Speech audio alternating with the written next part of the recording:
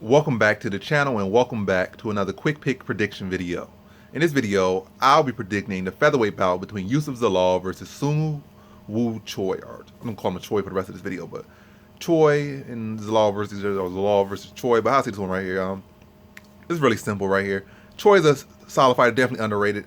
Good, solid, high-level striking, underrated grappling. But in this one, I think Zalal is definitely the faster striker. Definitely the more, free striker. Like, he flows much better with his strikes. Got more of, like I said, more of a flow, more arsenal, mixes up better, and has fights at a higher pace. I think he's the more technical striker, and then also the more technical grappler, and could push the pace, and the more well-rounded fighter in this one. I just think it's simple as that. Like, Choi's a good fighter, underrated. He definitely, I say, probably packs more power, and that could be his opportunity in this one.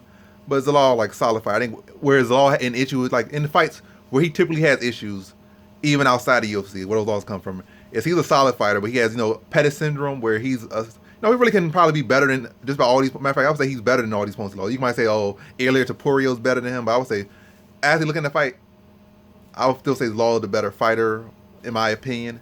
And opinions are whatever the case, but they're both solid. I'm not saying he's way better, but in my opinion, he's better in my opinion. Not by a lot, but like this much. But either way, it comes down to fights where he just spent too much time on his back looking for submissions. And a lot of times, like when you're in MMA, working on your back for submissions is you losing. If you're not getting no submission, you're losing. And that's where I see him lose a lot of fights. He spent too much time on his back. He's been working to get back off his back a lot more in the UFC, and it's been making him more successful. But yeah, and basically Choi's not gonna do that. So I feel like Law can outstrike him all day, mixing takedowns and mixing his own grappling. And I see him getting a decision over Choi.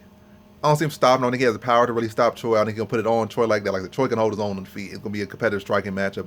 But I think what it's gonna really separate is his volume, his accuracy, his flow, and then the mixing of grappling is what's going to edge it for Zalal. I think it'll be clear. It's not gonna be like a super close fight at all. Probably a clear, maybe 30-27 or 29-28.